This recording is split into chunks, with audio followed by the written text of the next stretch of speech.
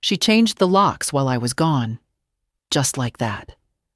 No warning, no call, no explanation. I stood on my porch, turning the key that no longer fit, listening to the quiet click of a deadbolt that answered more loudly than any words could. That lock said, "You're not welcome." That lock said, "This is no longer your home." But it was mine. God help me, it was still mine. The air was colder than I expected for late April.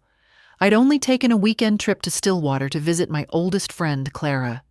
She'd had a rough winter, lost her sister, caught pneumonia, nearly gave up. She needed me.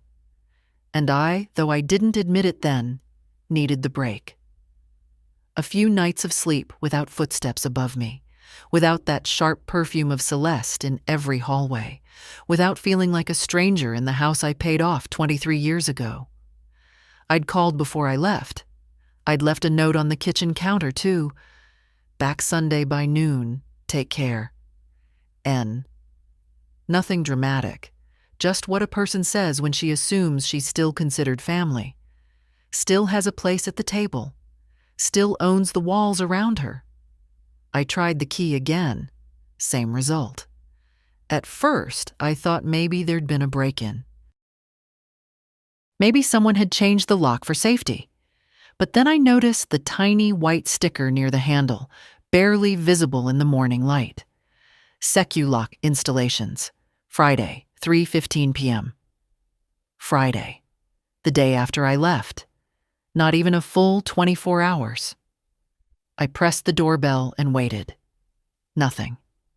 Knocked, then rang again. Still nothing. My old hydrangeas, trimmed back by someone who clearly didn't understand them, stood like small skeletons by the porch steps. My mailbox still had the dent in the side from where Alex hit it with a wiffle bat in 1991. The welcome mat, crooked, muddy, still read, "Home Sweet Home." Home.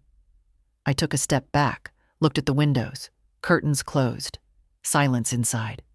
I checked my phone. No missed calls, no messages. I dialed Alex. It rang 4 times, then voicemail. "Alex, it's Mom. I'm back from Clara's. I can't get in. The locks have been changed. I'm sure there's some misunderstanding. Call me, please." I hung up and waited. For 5 minutes. Then 10. Then I called again. Still nothing. After 20 minutes in the driveway, sitting in my old Civic, hands shaking not from cold but from disbelief, I drove around the block, just in case. Maybe Alex had gone out for milk.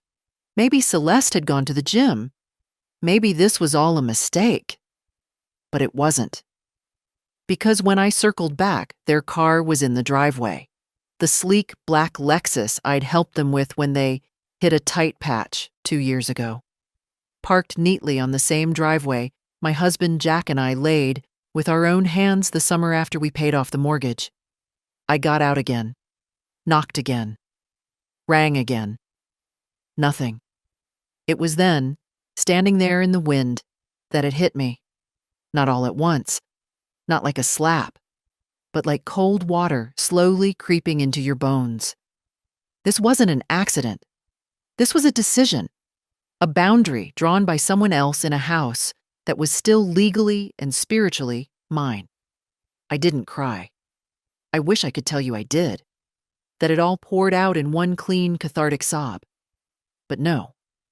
I stood still, let the hurt settle quietly like dust, and got back in my car. I parked 2 blocks down. I didn't know where else to go. Clara was 2 hours away. I didn't want to explain it yet. I didn't want anyone's voice telling me, "You have to fight this." Or worse, "I told you they'd try something like this." I needed time to think. That evening, I slept in the driver's seat, or tried to. My knees stiffened, my neck cramped.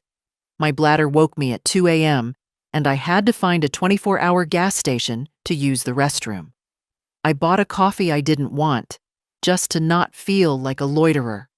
The cashier, a boy no older than my grandson would be, smiled kindly. I nearly burst into tears right there, just because someone saw me. By 6 a.m., I was parked again near the house. The sky was bruised pink and orange. Dew clung to the grass. And then the lights inside turned on. I watched through the windshield as Celeste stepped out onto the porch in a silk robe, sipping from the mug I got her last Christmas, the one that said Queen Bee. She glanced at the lawn, then back at the door, and disappeared inside. That was all I needed to see. Not rage, not even sadness, just finality and clarity. I drove away without touching my phone, but I knew what I was going to do. The house had never been big. 3 bedrooms, 1.5 baths, low ceilings, popcorn walls I never got around to scraping, but it held more life than most mansions I'd ever seen. We bought it in 1974, Jack and I, with barely enough for a down payment and a toddler on my hip. It had avocado green appliances and rust in the tub, but the backyard faced west, and the maple in the front yard lit up gold every fall. That was enough for me. Jack died on the porch. I don't mean that poetically. He died there, on a Tuesday, during his second cup of coffee. The Tribune folded in his lap just before 9 May. I came out with a piece of toast in one hand and my reading glasses in the other. By the time I noticed something was wrong, it was already too late. That was 12 years ago. I've lived alone since. Not because I wanted to, but because that's how it worked out. At first, I expected Alex would check in more. He did, for a while. Dinners every few weeks, sometimes with that eager tone in his voice like he'd remembered something important. Then came the promotion, the commute, the shift in tone. He married Celeste 3 years after Jack passed. A woman with sharp cheekbones, sharper words, and a job title that changed every quarter. She worked in branding, which seemed to involve a lot of slideshows and telling people how to make themselves look more expensive. She didn't like the house. That much was clear from the beginning. Said the kitchen was closed concept, said the floors creaked like a horror movie, said the place smelled like old fabric. She meant me. The first few years they lived in a sleek loft downtown, all chrome and echo. But when Alex's company downsized and Celeste's freelance contracts dried up, they needed a bridge. That was the word Alex used when he called. Just until we figure out our next move, Mom. A few weeks, maybe a couple months. I hesitated. I did. But then he said, it'd really help us out. And that was all it took. He could have asked me to sleep on nails and I'd have gotten the hammer ready. They moved in on a Sunday. 4 suitcases, 2 garment bags, a flat screen I didn't have a wall for. Celeste didn't speak to me much that day. She was too busy directing Alex, where to put her desk, where to set the box with her air purifier, which room needed to be depersonalized first. That meant my photos, my quilt. The doilies Clara crocheted for me last Christmas. I watched her stack them in a box without asking. She didn't even look at me. Later that evening, I found my wedding album in the hall closet. It had been on the sideboard next to the lamp for 20 years. Alex apologized. Sort of. She's just trying to make it feel livable, he said, scratching the back of his neck. It was already livable, I said. He smiled tightly. Yeah, but, modern. That was the start. In the first week, they rearranged the living room. In the second, they replaced my coffee maker. By the third, I no longer kept milk in the fridge because Celeste was plant-based and said the smell bothered her. I began to feel like a tenant in my own house. No, not even a tenant. A guest. She called me Nancy, not Mom. not even Mrs. Tanner. Just Nancy. Like I was the neighbor who let the dog bark too long. When I brought it up to Alex, he waved it off. She's not big on formality. It's not formality, I said. It's family. But the truth was, I'd let them stay. I'd made space, I'd cooked, I'd cleaned, I'd turned down the thermostat because Celeste got migraines from dry heat. I stopped watching my mystery shows in the evening because she liked silence to meditate. I thought maybe, just maybe, this would bring Alex closer, that we'd find a rhythm. But mostly, I just found myself tiptoeing from room to room, carrying my quiet like a tray I was scared to drop. I remember the night I overheard them talking in the kitchen. "She keeps leaving dishes in the sink," Celeste whispered. "She's used to her own way," Alex mumbled back. "It's cluttered. It's bad energy." "She's trying." "Well, trying's not enough." I stood on the other side of the wall, hands damp with soap, my own words swallowed back like bad medicine. I didn't sleep much after that. But still, I stayed. I thought it was temporary. That soon they'd find their next condo, move on, thank me for my help, and I'd get my home back. The one where I could wear my slippers in the kitchen and leave my puzzle half finished on the table. But time passed. Nothing changed. And then came Clara's call. Her sister gone. Her cough not letting up. "Would you come for a few nights?" she asked, voice barely above a whisper. I looked at the calendar. I looked at the guest towels. I looked at the way my slippers had been shoved under the couch. "Of course," I said. I left Friday morning. They changed the locks that afternoon. I raised Alex in that house. He took his first steps in the hallway between the kitchen and the den. Said his first word at the breakfast table, "Up." Reaching toward his father with both arms, grinning so wide we thought his face might split. He had a mole behind his left knee I used to kiss every night at bath time. When he was scared of thunderstorms, he'd crawl into our bed and fall asleep, curled against me. Tiny fingers hooked through the sleeve of my nightgown, like an anchor. I didn't forget any of it. But I think, somewhere along the line, he did. Jack used to say, "He's going to break your heart someday, Nancy. That boy's got too much wind in him and not enough roots." I'd laugh, swat him with a dish towel, tell him not to say such things. "He loves us," I'd say. "He loves what we give him," Jack would reply. "One day, you'll see the difference." The first time I saw that difference was the day Alex turned 25 and brought Celeste to Sunday dinner. She didn't offer to help with the dishes. She didn't ask about Jack's garden or the new curtains I'd just sewn. She didn't look at the old photographs on the wall. Instead, she commented on the smell of the roast. Rich was the word she used, though not as a compliment, and asked if we had any kombucha. I remember feeling embarrassed, like my kitchen wasn't clean enough, my food not sophisticated enough. Jack noticed. He caught my eye across the table, gave me that little shake of the head, and I knew exactly what he was thinking. But Alex was smitten.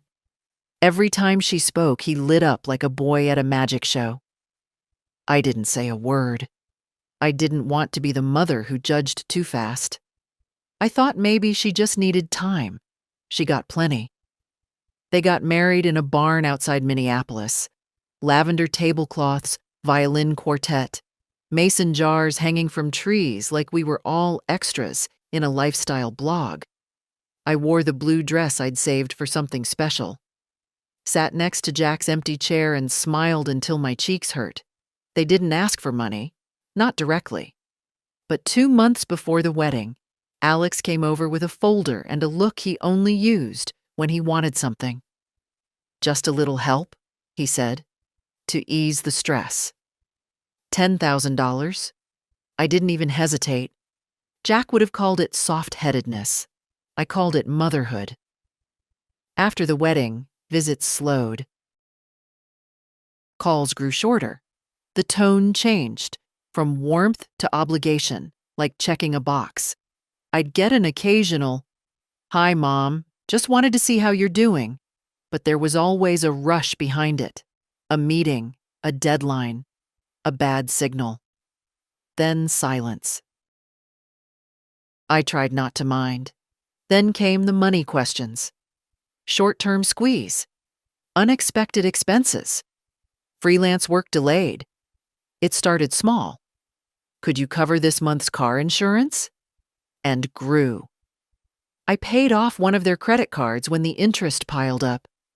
I sent grocery money, just in case.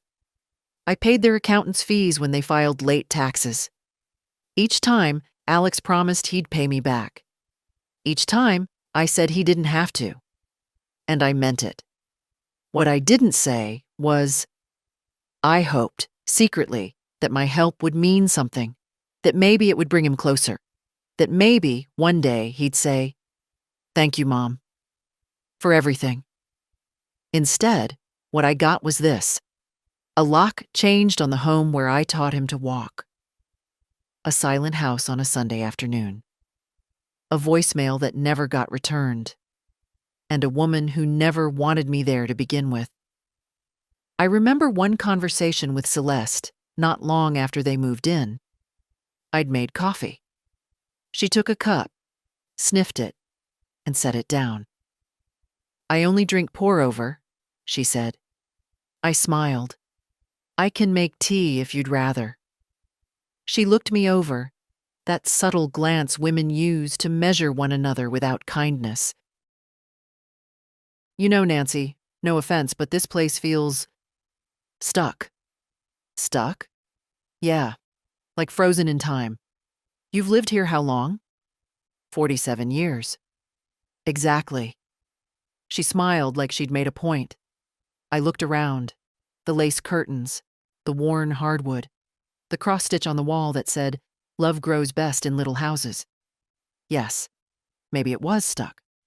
But it was mine. I didn't say any of that. Instead, I nodded. "I suppose it does feel that way." What I wanted to say, what I should have said, was, "Of course it feels like time stopped here. Because the best parts of my life happened within these walls, and I never needed anything more." But I held my tongue. Again. Because I didn't want to make things harder for Alex. Because I thought maybe she'd soften. Maybe she'd come around. Maybe she'd see I wasn't a threat. That I only wanted to be treated like a person. Instead, I got locked out like a tenant behind on rent. And the worst part wasn't that she did it. It was that he let her. The first night they moved in, I made a lasagna. It's silly what sticks with you. How much cheese you used, what time you pulled it from the oven, how you set the table with cloth napkins like it was Sunday, even though it was Tuesday. I even lit a candle. I wanted it to feel like a family again.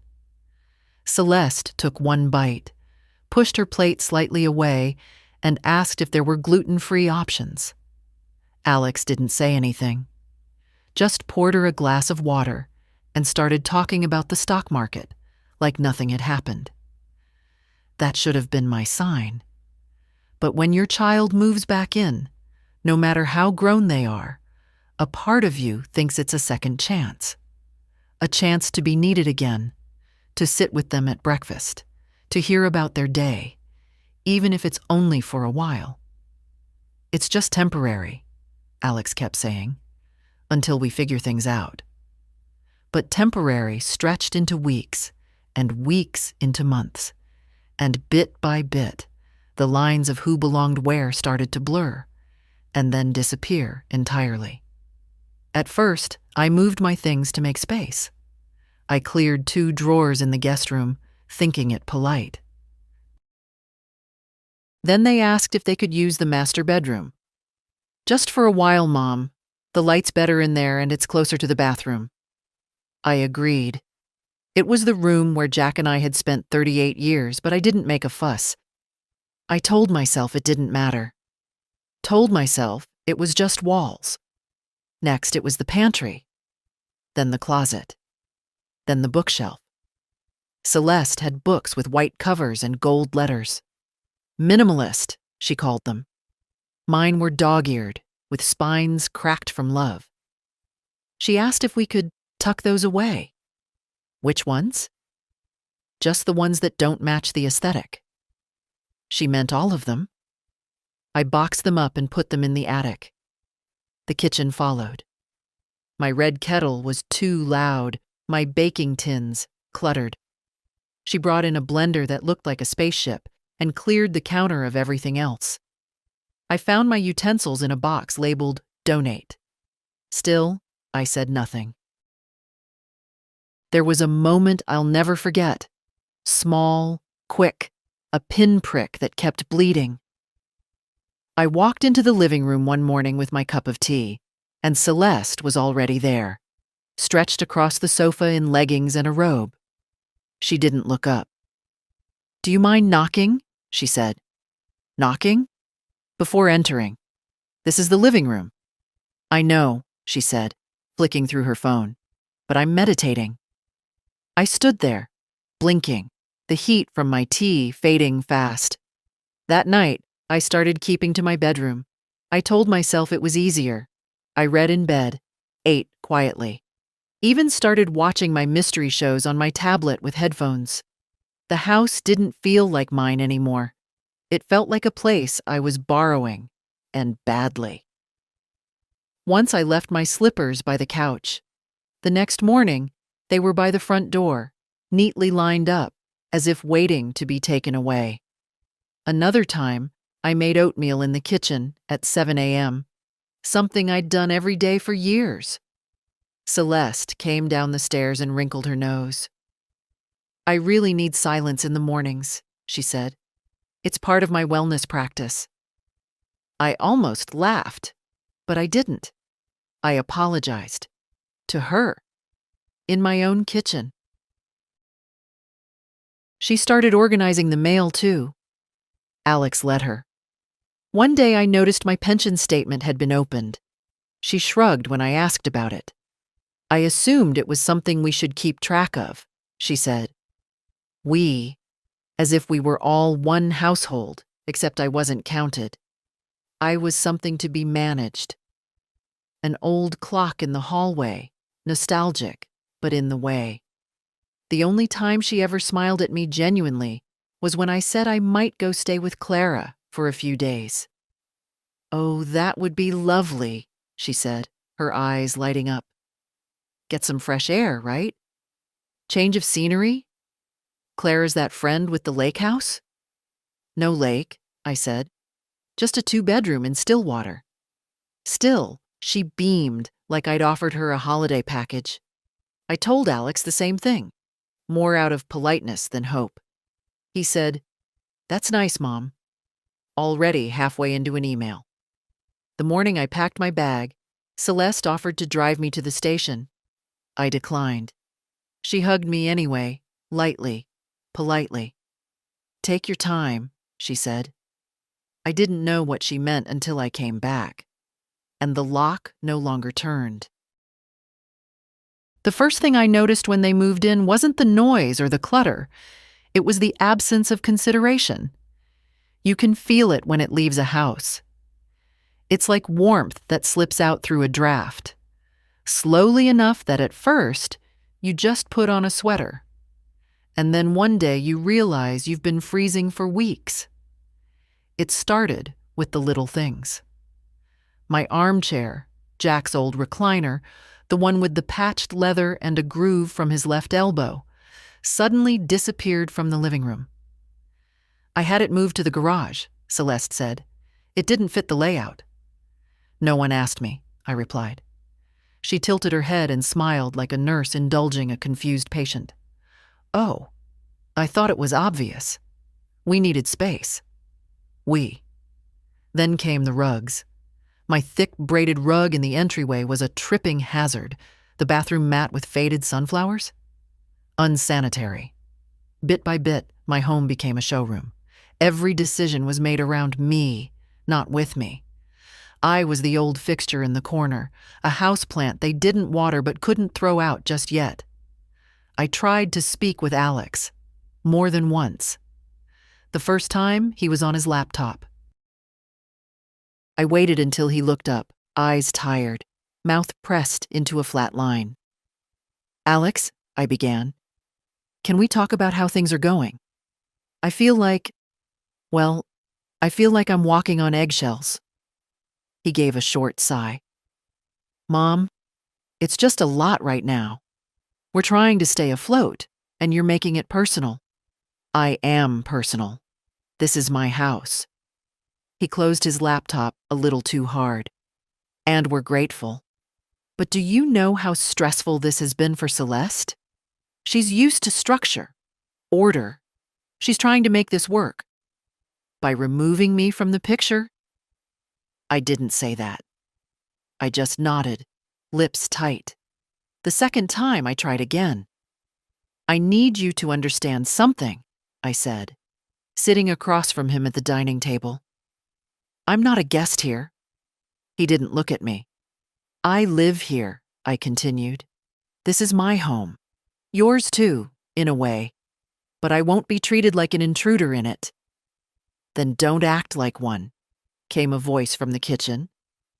Celeste didn't even look up from rinsing her juicer. She said it casually, like a throwaway comment on the weather. I stood there, stunned. And Alex, he didn't correct her, didn't defend me. Just shifted in his seat and muttered, "Let's all just calm down." Calm down. The two words people always use to shut women up. That night, I cried in my room. Not loud, not dramatically. Just the kind of quiet, worn-out weeping you do when you realize no one's coming to fix it. I almost called Clara, but I didn't want to be pitied. Didn't want to say it out loud. They're erasing me. I noticed it in the refrigerator too. My pickles gone. My yogurt replaced by glass jars filled with strange seeds. My name not on anything, because I wasn't sure I was allowed to label food in my own kitchen.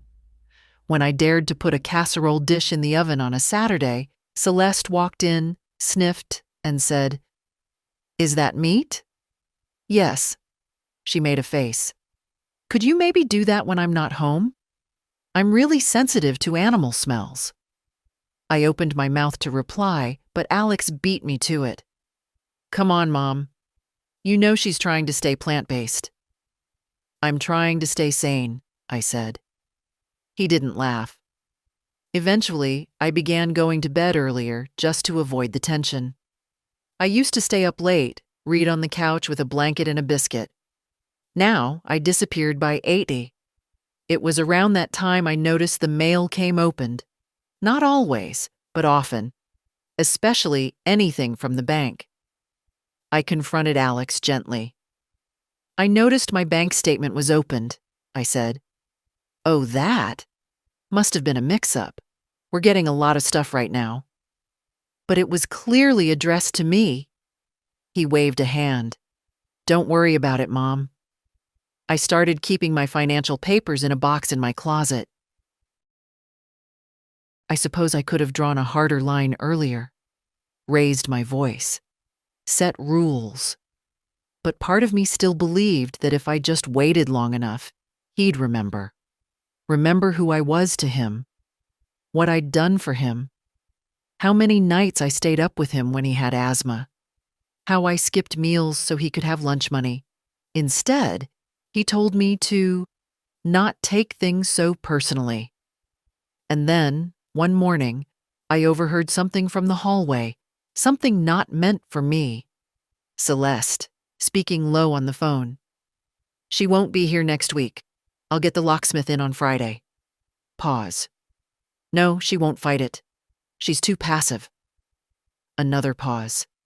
"I just want this house to feel like ours already." I stood frozen, breath shallow, my heart pounding like it was trying to warn me. "You heard right. That afternoon, I packed my overnight bag for Stillwater. And for the first time in weeks, I smiled. Because they thought they knew me. But they didn't know who they'd locked out. Not yet. It happened 2 days before I was set to return. Clara's cough had softened, the color in her face slowly coming back. We sat on her porch drinking weak coffee and watching the squirrels dart across the yard. She talked about her sister's memorial, about old hymns and who'd shown up dressed too casually. I listened. I nodded. But my mind kept drifting back to St. Paul, to the maple tree in front of my house, to the sound of my floors under feet that weren't mine. I'd been gone 5 days. I left behind a stocked fridge, folded towels, and a note with my return date. No threats, no warnings, no locked doors. But they hadn't waited. They hadn't even called. I didn't say anything to Clara. Not at first. But that night, over dinner, I let it slip. I think they're planning to change the locks while I'm gone, I said, carefully buttering my bread. My voice was steady, but my chest felt tight. Clara paused, knife midair. You think? I heard her on the phone. Clara put her knife down slowly. Nancy. It's fine, I said quickly, as if by saying it fast enough I could make it true. I'm sure it's just talk. She gets dramatic. Your son's wife is dramatic. Your son is not. If he goes along with this, he's not ignorant. He's complicit. That word hit hard. Complicit. We didn't speak for a while. The silence between us wasn't awkward. It was old, worn in, like comfortable shoes. You're going back Sunday? She finally asked. I nodded. Before noon. She didn't push. She just passed me the salad and asked if I wanted more vinaigrette. That's what real friends do. I woke early Sunday, heart already racing. The drive was 2 hours, but I made it in 90 minutes, my fingers clenched tight around the wheel. I pulled into the neighborhood and noticed nothing had changed. Same cars on the street, same wind chimes down the block, the same red tulips pushing through the earth in Mrs. Kaminsky's yard. And then I saw it. My house. And the sign. Secu-Lock Installations, Friday, 3:15 p.m. The door handle gleamed, new, silver, wrong. I stepped onto the porch, my key in hand, and turned it. Nothing. It didn't even budge. At first I felt disbelief, then confusion, then something worse. Calm. Not the good kind. The kind that creeps in when your body's too tired to panic. When your brain starts sorting the betrayal into little folders, trying to label them quickly enough to stay upright. I knocked. No answer. I rang. No answer. Their car was in the driveway. I was locked out of my home, and they were inside. I stood there for several minutes, just listening for footsteps, the creak of the stairs, maybe even laughter. But the house was silent. Still. I walked back to my car and sat behind the wheel, not ready to drive. I checked my phone, no calls, no texts. I tried Alex, straight to voicemail. I didn't cry, not even a single tear. I just stared out the windshield, remembering the first time Jack and I saw this house. We were both in our 20s, Alex still in diapers. The real estate agent had said, "It's a little outdated, but with the right touch." And Jack had laughed and said, "We're the right touch." We were. We made that house a home. And now I wasn't even welcomed across the threshold. At 6 p.m., when the sun dipped low and the porch light flickered on automatically, I drove away. But not far. I parked 2 blocks down. I slept in the car that night, wrapped in the old travel blanket I kept in the back seat, a bottle of water by my side. I used the gas station bathroom in the early hours and bought a coffee just so they wouldn't ask questions. The clerk looked at me kindly. I must have looked like something out of a story he didn't want to hear. At dawn, I pulled around the corner and parked where I could see the house. That's when I saw her, Celeste. Stepping outside in her silk robe, holding the mug I gave her last Christmas, the one that said Queen Bee. She didn't see me, but I saw her. She paused on the porch, sipped, glanced at the sky like she owned it, then turned back inside. And something inside me shifted, not snapped, not broke, shifted, like a plate of earth settling into a new place after years of pressure. I didn't honk, didn't call out. I just put the car in gear and drove away. But this time, I wasn't running. I was going to fix what she broke, and I was going to do it on my own terms. The locksmith's name was Ernie, and he used to fix our screen doors back in the day. Short man, always wore suspenders, and smelled like pipe tobacco even after he quit. Jack liked him, said he charged fair, and never asked unnecessary questions. That's exactly what I needed. I found his number scribbled in the back of an old address book between Linda pie crust recipe and pediatrician Dr. Cohen, retired. I didn't think he still worked. I certainly didn't expect him to pick up, but he did. Ernie speaking? Hi, it's Nancy Tanner. Silence, then a warm chuckle. Well, I'll be. How's Jack? Gone 12 years now. He went quiet a moment. Sorry to hear that. He was a good one. He was. What can I do for you, Nancy? I swallowed hard. I need locks changed. He didn't ask why, just asked when. Today, I said. Early. I'll be there at 7 sharp. I gave him the address. I didn't say my house. I didn't have to. I parked 3 blocks away and walked up just before 7. The morning air was crisp. The grass was damp. My knees ached like they always did when the weather turned, but I stood tall. Ernie was already waiting by the porch, toolbox in hand. Looks different, he said, nodding at the new handle. Not your style. It's not, I replied. He didn't smile, just went to work. I stood beside him, arms crossed, as he removed the sleek, modern hardware, clean, soulless, like everything Celeste touched, and replaced it with a brass deadbolt that clicked with weight and memory. When he was done, he handed me 2 new keys. You want a third? No, 2's enough. He packed up his tools, then looked at me with something between curiosity and respect. You all right, Nancy? I met his eyes. I am now. He nodded once and walked to his truck. At 7:32 a.m., I opened the front door to my own house and stepped inside. It smelled different. Lavender detergent. Something floral and expensive. My photos were still missing from the sideboard. The blanket I crocheted last winter was folded neatly on the armchair, as if it had been placed there just for looks, not for warmth. But the floor still creaked under my step. The clock above the fridge still ticked half a beat too slow. The sun still lit the east wall of the kitchen like a quiet promise. I went into the master bedroom. They'd changed everything. My quilt, gone. My lace curtains, replaced with beige blackout panels. A diffuser sat on my nightstand, puffing out some kind of mist. I unplugged it. Then I went to the closet. My clothes were boxed, labeled. Seasonal, donate. I carried each box out to the garage, brought in my own. It took 2 hours to set things back as they were. Not perfectly, just enough. Then I turned to the spare room. Celeste's shoes lined the baseboard like little soldiers. Her suitcases, leather, monogrammed, sat at the foot of the bed.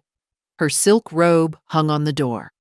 One by one, I carried everything out to the lawn. Not thrown, not dumped, placed, folded where needed, lined up neatly along the edge of the porch like a display window. By the time I finished, the sun was higher in the sky. A jogger slowed as he passed, eyebrows raised. I gave a small wave. He waved back. I went inside and brewed tea, my tea, from the tin I kept hidden behind the cereal boxes. I sat in the kitchen, steam rising from my cup, and waited. At 9:11, the doorknob rattled. Then came the knock. Sharp. Impatient. "Nancy!" Celeste's voice was high, thin.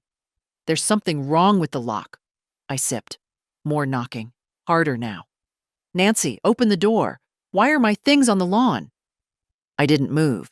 Then came the voice I'd once lived for. "Mom?" "Alex." "Are you inside?" I stood, walked to the door, and opened it. His face was pale. Her face was red. I looked at them both, then down at the bags. "They're not on the lawn," I said quietly. "They're on my lawn." "Nancy," Celeste started, "this is completely uncalled for." I looked at her, long and flat. "So is changing the locks on someone else's house." "It was a misunderstanding," Alex said quickly, stepping forward. "No," I said. "It wasn't." He stopped, looked at me like he was seeing something new. "You locked me out of my home," I said. "You didn't call. You didn't warn me. You left me outside like a stray animal." Silence. "And you," I added, turning to Celeste, "planned it days in advance." "I didn't think you'd make a scene," she muttered. "I'm not," I replied. "This isn't a scene, it's a boundary." Alex reached for the doorknob. I stepped aside, but didn't move from the frame. "You can come in," I said, "to collect anything else you need." He stared at me. "You're serious?" "I've never been more." They didn't speak for a moment, not with words, anyway, but their faces said plenty. Celeste looked like someone who'd bitten into something unexpectedly bitter. She stood on the porch with her arms crossed, expensive sunglasses perched on her head, her shoes in perfect contrast to the cracked concrete. She wasn't used to being spoken to like this, especially not by someone she thought she'd written off. Alex looked worse, not angry, confused, as if the ground under him had shifted an inch, just enough to rattle the teacup of his composure. "Mom," he said, voice low, "you're overreacting." I nodded slowly, letting that word land. Not fight it. Not flare up. "That's the word you're going with?" He blinked. "You locked me out," I continued. "Without a word. You didn't forget. You didn't miscommunicate. You changed the locks and didn't think I'd come back. That's not—" "It is exactly what happened." I didn't raise my voice. I didn't need to. I stayed in my car overnight. At 74 years old. I used a gas station bathroom and drank vending machine coffee, Alex. That's what your silence cost me. He looked down. I don't know if it was guilt or discomfort, but he didn't argue. Beside him, Celeste shifted. "I didn't think you'd return so early," she said flatly. "You said Sunday, but not when." I said noon. She shrugged like that excused everything, like locking a woman out of her home was a matter of calendar management. I moved from the doorway, but didn't step aside fully. "You can come in now," I repeated. "Get what you need." "Where are we supposed to stay?" Alex asked. I raised my eyebrows. "You didn't seem worried about where I'd sleep." "That's not the same," he snapped, his voice finally cracking. "You have this place." "I had this place," I said, my voice even. "Until Friday, when you told someone to erase me from it." "That's not fair." "No," I said. "It's not." He hesitated. "I didn't." "You have 15 minutes. They moved past me without speaking. Celeste walked quickly, brisk heels tapping on the wood floors like gunfire. She made straight for the bedroom, yanked open the closet, and began packing what was left. I watched her fold her silk robe like a hotel staffer, mechanical, cold, not a glance around. Alex lingered in the hallway. I just don't understand why you're being so rigid. I turned toward him slowly. You don't understand why I no longer want people who betrayed me to live in my home? He opened his mouth, then shut it. I invited you in during a hard time, I said. I made space. I gave you warmth. You gave me silence and exclusion. He rubbed his forehead. Mom? Do you remember how many times I said I didn't feel like myself anymore? I asked. Like I was disappearing in my own house? He didn't answer. Do you know how many of my things I found in the garage, labeled donate in her handwriting? Still nothing. You said nothing, Alex. Over and over again, that silence, that was your choice. The minutes passed in awkward shuffling and quiet zippers. Celeste barely glanced up as she packed. Her cosmetic bag, her diffuser, her box of supplements, carefully collected like a museum exhibit returning to storage. They came back down the stairs, each with a suitcase in hand. I'll send someone for the rest, she said. You won't, I replied. You'll call, and we'll schedule a time. I'll be here when it happens. You don't trust us? Alex asked. No, I said. Not anymore. Celeste stepped outside first. Alex lingered on the threshold, turning back once more. This isn't how families treat each other. I looked at him for a long time. No, I said softly. It's not. And then I closed the door. Not slammed, not locked behind them in anger. Just closed. I walked back through the house slowly, not inspecting, just absorbing. The silence was different now, not tense, not tight. Still. I made another cup of tea. The windows were open, the breeze light. The house smelled like lavender and coffee and something older, something that had always been mine. At 11 high, my phone rang. Alex. I let it buzz. Let it go to voicemail. Then came the text. Can we talk later? I'm trying to understand all this. It just happened so fast. I didn't reply. Because it didn't happen fast. It happened slowly, over years, over 1,000 small moments when I let myself disappear in order to keep peace that never truly existed. Now, the peace was real, earned, and I had no interest in giving it up again. By noon, the sun had fully claimed the front lawn. Her suitcases were gone. The porch was empty again, no leather bags, no passive-aggressive perfume in the air. Just wind, soft and dry, brushing over the steps where Jack used to drink his Sunday coffee and read the sports section aloud even when no one asked him to. I stood by the window with my tea, watching the space where Celeste's things had sat. The grass was slightly pressed down. Temporary bruises. Nothing that wouldn't spring back by morning. That's the thing no one tells you about houses. They remember. They remember where your baby's bassinet stood, where the Christmas tree leaned just a little to the left every year, where your husband dropped his keys at the exact same spot, even after you moved the hook.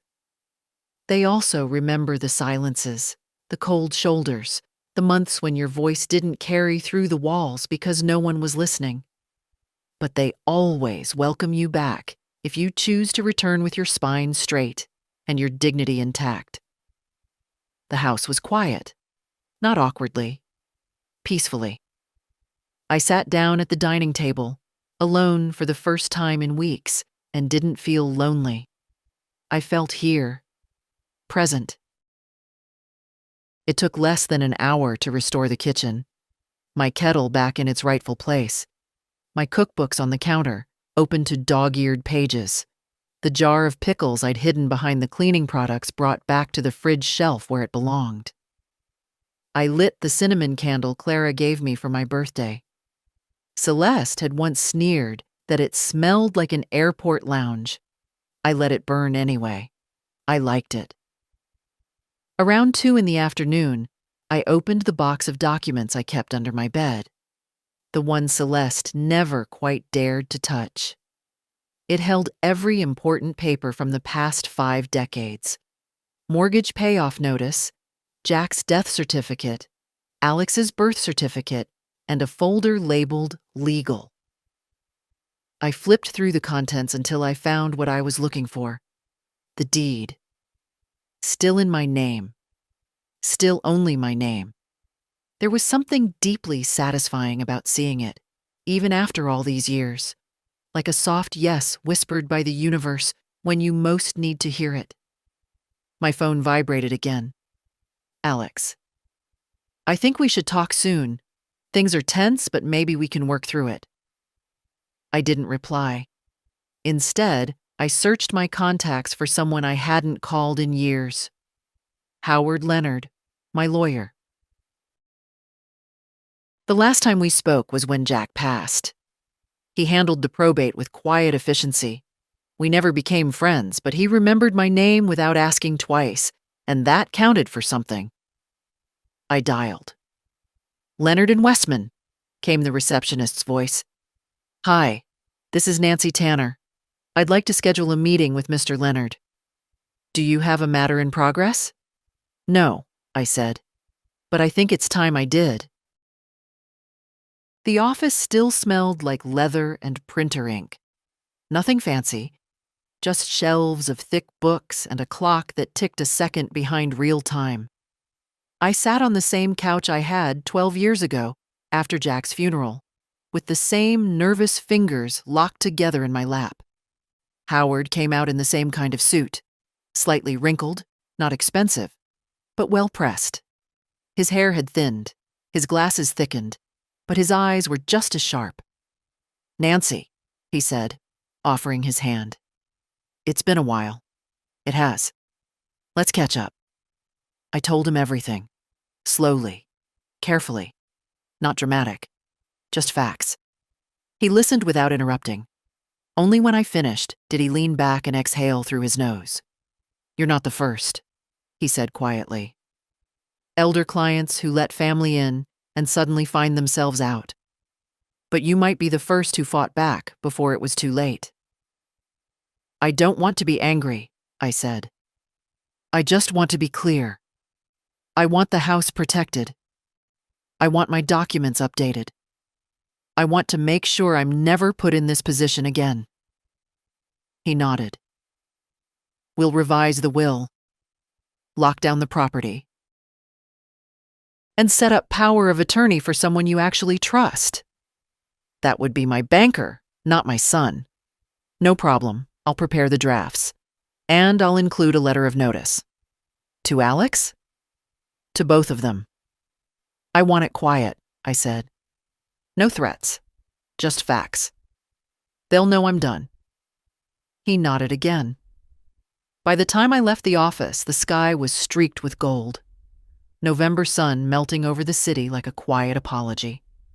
I stopped at the grocery store on the way home, bought the good butter, the jam Jack liked. Fresh tulips, even though they never last long this time of year. That night, I ate dinner at the table with the radio on low. No one critiqued the meal. No one opened my mail. No one asked if I'd considered repainting the kitchen something more neutral. I went to bed with the windows open just enough to hear the wind. My phone buzzed once before I fell asleep. Alex. Still hope we can talk soon. I didn't answer. Not yet. Maybe not ever. I didn't tell Clara what happened until 2 days later. Not because I was hiding anything, but because I needed to feel it myself first. To sit in the silence and know it wasn't going to turn on me. To walk from one end of my house to the other without someone sighing behind me.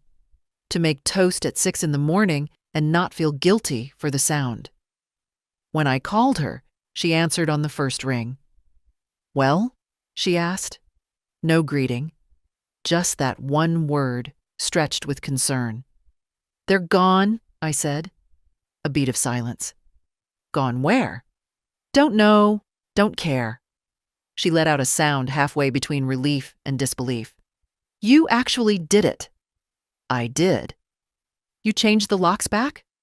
Yes. You put her things on the lawn? Every last pair of overpriced shoes. Oh, honey, she whispered. You finally stopped asking for permission to be the owner of your own life. I didn't say anything. My throat tightened too fast. You want me to come over? She asked. No, I need to be here alone for a while. She understood. Of course she did. We all reach an age where silence stops being lonely and starts being a shield. After we hung up, I walked through the house with a pad and pen. Not to clean, not to rearrange, but to reclaim. What had been pushed out? What needed fixing? I listed everything that felt off. Curtains still in her style. The coffee table books that didn't belong to me. That sleek, gold-framed mirror near the stairs that never reflected anything true. I made piles. One for donation, one for trash. One for burning, though I didn't follow through. The matches stayed in the drawer. Around noon, I opened the hall closet and saw something that stopped me cold. My wedding album, still boxed, tucked under a stack of neutral throw pillows. I'd almost forgotten what it looked like. I pulled it out gently and sat cross-legged on the rug. The plastic cover was slightly scuffed. The pages smelled faintly of time, dust, paper, air that had been waiting. Jack looked so young, his tie crooked, my veil uneven. We looked nervous and in love and real. There was a photo I'd always liked, us laughing, unposed. Alex was 3, hiding behind my dress. I stared at it longer than the rest.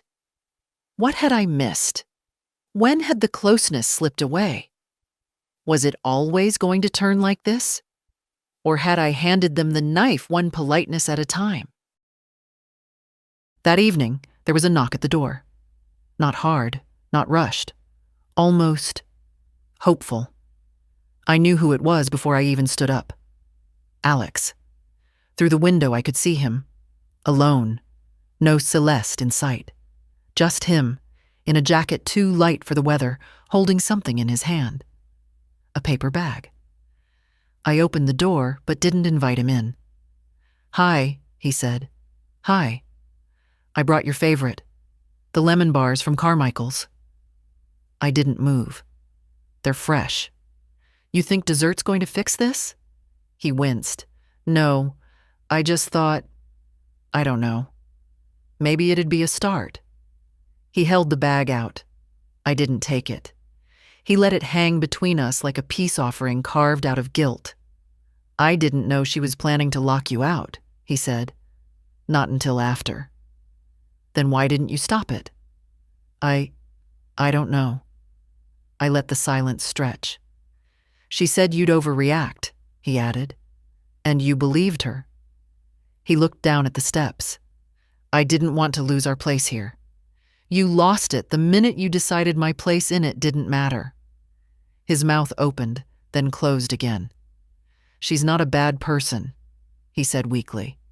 Maybe not, but she treated me badly. And you let her.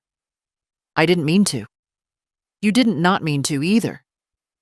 He looked up, finally meeting my eyes. I want to fix this. No, I said quietly. You want to feel better. That's not fair. It's honest. He stood there, the wind tugging lightly at his coat, the paper bag rustling. I'm not angry anymore, I said. I'm clear. That's worse for you, I know. He didn't argue. I stepped back, just enough to make a point. If you want to talk, really talk, it won't be today, not like this. Not with lemon bars and an apology rehearsed in the car. He nodded, barely. But you don't live here anymore, Alex, and you don't get to show up like you do. I understand. I hope you do. He turned to leave. I didn't stop him. The lemon bars sat on the porch for another hour before I brought them in. I didn't throw them out, but I didn't eat them either. The next morning, I woke before the sun. Not out of worry, not from noise. Just ease. A quiet kind of rest I hadn't known in months, maybe years. I sat at the kitchen table with my tea, steam rising in gentle spirals, and listened to the sounds I used to take for granted. The tick of the wall clock, the furnace kicking in, a bird tapping against the window, confused by its reflection. I breathed. Then I got to work. Not in a frenzy, not the kind of cleaning people do when they're trying to erase something painful. This was slower, intentional. One drawer at a time, one cupboard, one closet. In the back of the hallway shelf, I found my old address book again. Names crossed out.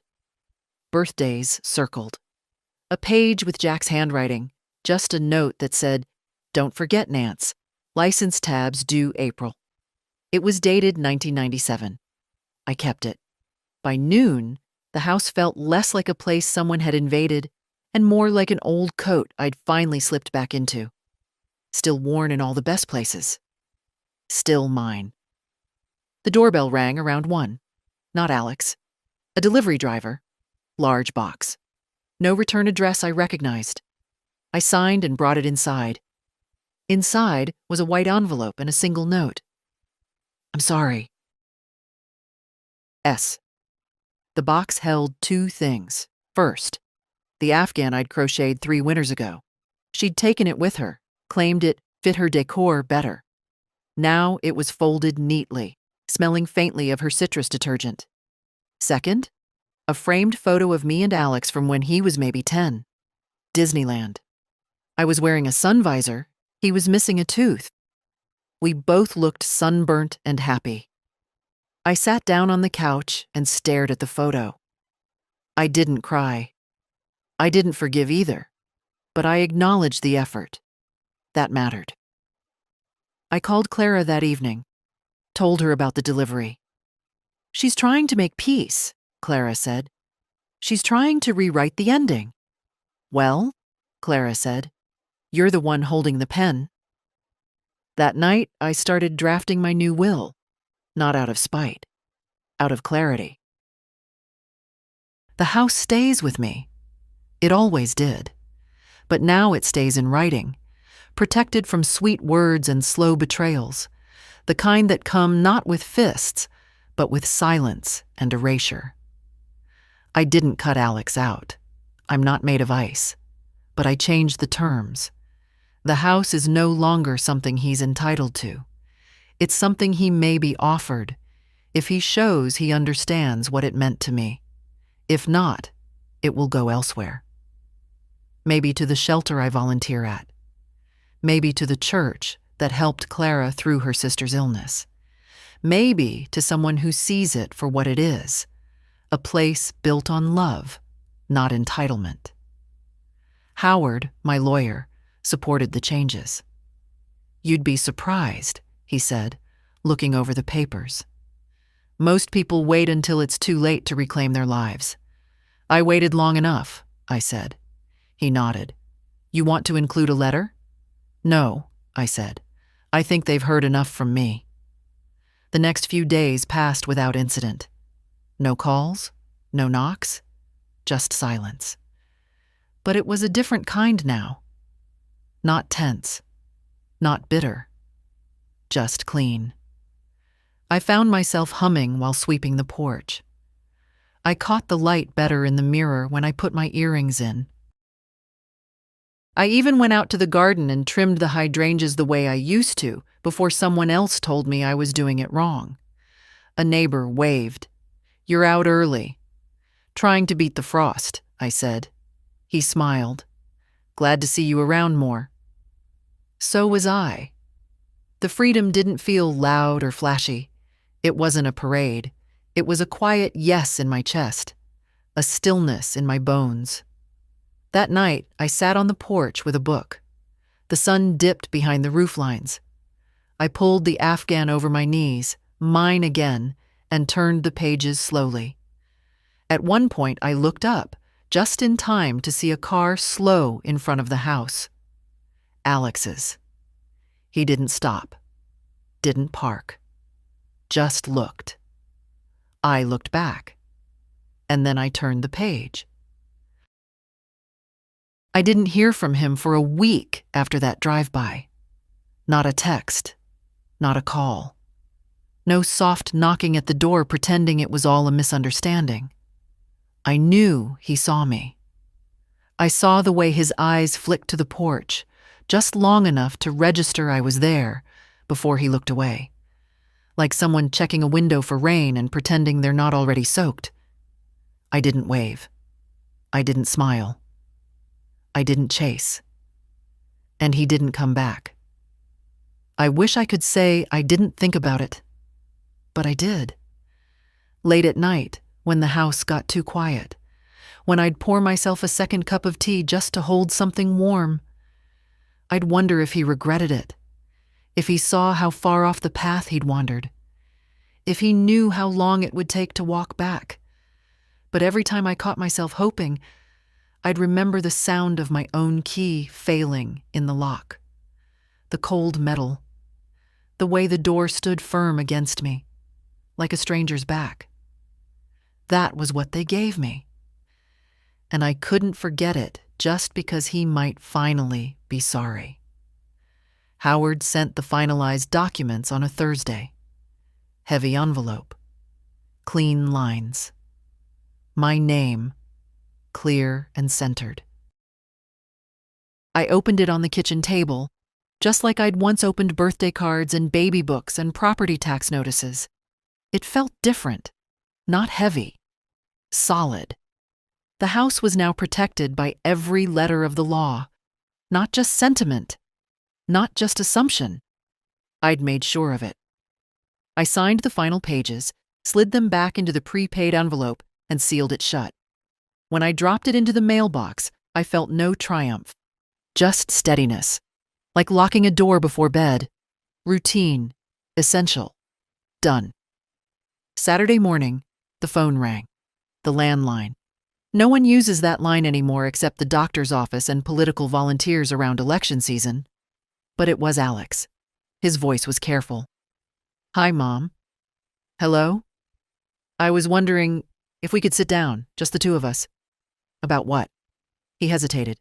"Everything." I let that hang a moment. Then I said, "You can come Sunday, at 3, 1 hour. You're serious?" "I'm clear." He paused again. "Thank you." I hung up before he could say anything else. Sunday came brisk and gray. I baked cornbread, not for him, for me. I always make cornbread when I need to feel grounded. The smell of it reminds me of autumns when Jack used to bring in damp firewood and leave wet footprints by the back door. At 2:55, I made tea. At 3:02, he knocked. I didn't make him wait. He stepped inside like a man unsure of his welcome, not just cautious, soft, shoulders drawn in, hands empty, eyes tired. "Can I sit?" I nodded toward the armchair, not the couch. He caught that. We sat in silence for a moment, just long enough for the clock in the hallway to chime 1/2 the hour. "I've been thinking," he began. "That's good." He didn't smile. Everything that happened, it wasn't just her. I said nothing. She has strong ideas. She pushes. But I didn't stop her, and that's on me. I still said nothing. I let her talk me into things. Told myself it was easier. Told myself you'd forgive it. I looked at him then. Really looked. Not at the boy I raised. Not at the teenager who slammed doors. Not at the man in a rented tuxedo on his wedding day. Just him, as he was. Flawed. Faltering. Maybe finally honest. "I didn't want to need your house," he said. I felt embarrassed, like I failed. "And so you tried to erase the reminder that it was mine." He winced. "I didn't think of it that way." "No," I said. "You didn't think at all." Another long pause. I want to fix things, he said. Fix? I asked quietly. Or smooth over? He closed his eyes for a second. You're right to be angry. I'm not angry. His brow furrowed. I was, I said. But that's past. Now I'm simply done letting other people set the terms of my peace. He nodded slowly. I sipped my tea. You changed the will, didn't you? I met his eyes. Yes. He swallowed. Did you cut me out? No. But I changed what's automatic. From now on, anything you inherit from me will be based on the relationship we build, not the one we keep pretending is still intact. His face colored, but he didn't argue. I won't live another 10 years hoping for a son who remembers where he came from, I said. If you want to be part of my life again, it starts with truth and boundaries. He looked like he wanted to say something. I waited. I think I forgot who you were, he said softly. No, I replied. You assumed I'd forget who I was. The hour passed. When he stood to leave, he looked around the room like he was trying to memorize it. I don't know if I deserve your trust again. You don't, I said. But you'll let me earn it? That's up to you. He opened the door. I'll call soon? If you mean it, I said. And I closed the door after him. This time, not as an end. But as a beginning, I didn't need to rush. A week passed. Then 2. No calls. I didn't wait by the phone. I'm too old for that kind of theater. But I noticed. The absence. The silence. This time it didn't sting. It just confirmed what I already knew. When people are used to taking, the offer to rebuild feels too much like work. So I lived. I trimmed the hedges, cleaned out the hall closet, sent Clara a box of old scarves I no longer wore, with a note that read, "Too much neck for one woman." She called, laughing. I watched the birds return to the feeder outside the kitchen window, read library books in the afternoon sun. One morning, I even baked cookies just because I felt like it. Not for guests, not for company, just because the smell felt like home. It's strange how space shifts when you're no longer bracing for someone else's disapproval. The rooms opened up again, not wider, just truer, like they'd been holding their breath, same as me. On the 3rd week, a letter arrived. Handwritten. No return address, but the penmanship told me all I needed. Alex always pressed too hard with the pen, like he didn't trust the ink to stick unless he forced it. I held the envelope for a minute before opening it. Inside, 3 short paragraphs. Mom, you were right. I let her reshape everything. My words, my silence, even how I saw you. I thought I was keeping the peace, but I was just hiding behind it. I'm not writing this to fix things. I know I've got work to do. But I needed you to know I see it now. All of it. I miss the sound of your voice when you read the paper. I miss Sunday mornings. I miss home. If there's a way back, even slowly, I'll walk it. If not, I understand. Alex. I read it twice. Then a 3rd time. Not because it moved me, not yet, but because it surprised me. Honesty, finally, without dressing. No flowers, no requests, just what needed saying. I didn't reply. Not that day. I let the letter sit on the table under my sugar jar like a bookmark, let it soak into the walls. The next day I went to the bank. Miriam, my account manager, met me in her usual pale blouse and gray sweater, the kind of neatness that comes from habit, not vanity. You want to finalize the beneficiary structure today? She asked. Yes, I said, and remove a few automatic authorizations. She nodded, typing briskly. We went over everything, line by line, number by number. My modest retirement fund, the house, the small insurance policy I'd kept active all these years. Nothing extravagant, But enough. I've added language to protect the estate from any dispute, she said, clicking a few more times. No joint access. No ambiguity. Good, I said. When we finished, she printed the documents, watched me sign.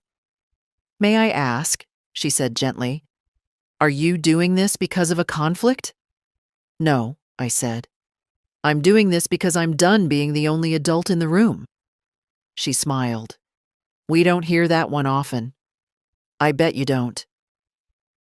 That afternoon, I walked home slower than usual, stopping to admire the last few leaves clinging to the ash trees. It was almost Thanksgiving. Cold had crept into the corners of everything, but it wasn't cruel, just honest. Like the air knew what came next and wasn't pretending otherwise. At home, I set the letter back on the kitchen table, read it once more. Then I wrote one of my own. Not a reply, a declaration. To whom it may concern, this house is not a prize. It is not a transaction. It is not a placeholder until something better comes along. It is not a second chance to rewrite someone else's story. This house is my life in walls. It's the mornings I watched my son learn to pour cereal. It's the nights I sat beside my husband while his breathing changed. It's the floor I swept with tired hands and the door I painted twice with a brush that kept shedding bristles. If you are reading this because I am gone, know that what you stand in is not just wood and wiring. It is memory. It is love that was tested and survived. And if you are reading this because I have chosen not to let you back in, know that it was not anger that closed the door. It was clarity. Nancy Tanner. I sealed the note and tucked it into the folder with the deed. Let it rest there, beside the rest of my life, quiet and unshakable. The wind picked up outside. I made soup. Turned on the porch light, even though no one was expected. The door stayed locked, but my heart did not. Thanksgiving came and went without a knock. Not from Alex, not from Celeste, not from anyone who once called this house theirs. And I'll tell you something, it was fine. No turkey, no folding chairs brought up from the basement. Just me and a warm squash stew, cornbread in the oven, and a slice of apple pie that I bought, not baked, because I didn't owe anyone effort that cost me joy. I set the table anyway. One place, candle lit, napkin folded, not out of loneliness, but out of respect. For myself, for the years, for the woman I had finally remembered how to be. I toasted Jack with my tea. To peace, I said aloud. Finally earned. The wind answered by rattling the window just enough to make me smile. The next morning, the mail brought something unexpected. Not a letter. A package. Small, brown. No return name, but the postage read, Chicago. Celeste's hometown. I opened it in the kitchen, standing over the sink, not sure what I expected. Inside was a small blue velvet pouch, and inside that, a locket. Gold-plated, delicate. The kind you buy for sentiment more than value. I opened it carefully. One side held a photo, me, much younger, holding Alex on my hip, both of us laughing at something out of frame. The other side was blank. No note, no message, just the locket. I closed it and set it on the table, next to the sugar jar, where Alex's letter still rested. I didn't cry, but I sat with it. Because that's the thing with gestures. They're only worth as much as what follows. And silence, no matter how pretty, isn't the same as change. That afternoon, I decided to walk to the lake. It was colder than I expected, wind needling through my coat, but I didn't turn back. The path was covered in leaves and silence, and that suited me. I sat on the bench where Jack and I used to bring Alex when he was small. I remember him chasing geese, falling into the mud, laughing like the world would never turn hard. I thought about what it meant to be someone's mother, what it cost, what it gave, and what it could no longer excuse. When I got home, I checked the porch out of habit. Empty. Still. And I liked it that way. Inside, I found the house exactly as I left it. Nothing touched. Nothing moved. And that meant everything. The next day, Clara called. "I keep thinking about what you said," she began. "About peace you have to fight for." I smiled into the receiver. "It's a strange kind of battle." "Well," she said, "I'm ready for mine." She told me she'd drawn new lines with her daughter. Finally said no to one more favor that always ended in debt. It wasn't dramatic, she said, just different. Firmer. "I learned from the best," she added. "Oh, stop it." "No, really. You taught me that standing up doesn't have to be loud, just clear." We talked another hour. About movies, old neighbors, her plans to repaint her kitchen. When we hung up, I sat for a while and watched the light move across the floor. Slow, patient, like it knew it was welcome now. That evening, I went to the drawer where I kept old letters and photos. I took out one picture, Alex at 12 standing in the driveway with his first bike, and slipped it into the blank side of the locket. It wasn't forgiveness. Not yet. But it was something. Maybe someday, when he was ready, I'd give it to him. And maybe not. Some things don't need to be passed down. Some things stay with the one who finally learned not to be erased. Later, I went outside and swept the porch, just as the streetlights came on. The neighborhood was quiet. Houses glowing from inside. You can tell a lot by the kind of light someone leaves on. I looked at mine. Soft, steady, enough. Not an invitation. Just a sign. I'm still here. And I remember everything. It snowed last night. Not much. Just enough to blanket the porch and soften the edges of the world.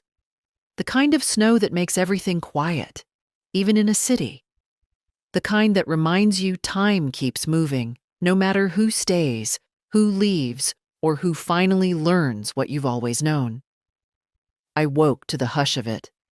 The kind of silence that doesn't ask for permission. I made my tea, pulled the curtains back, and watched the world turn white. There was a single set of footprints on the walk. Not fresh, not expected. They led from the street to my front steps, then turned around. Whoever it was hadn't knocked. I didn't check the cameras. I don't have any. I believe if someone really needs to be let in, they'll wait. They'll try again. Not just come and go like memory. At noon, I bundled up and walked to the library. The girls there know me. Mrs. Tanner, large print section, always returns early.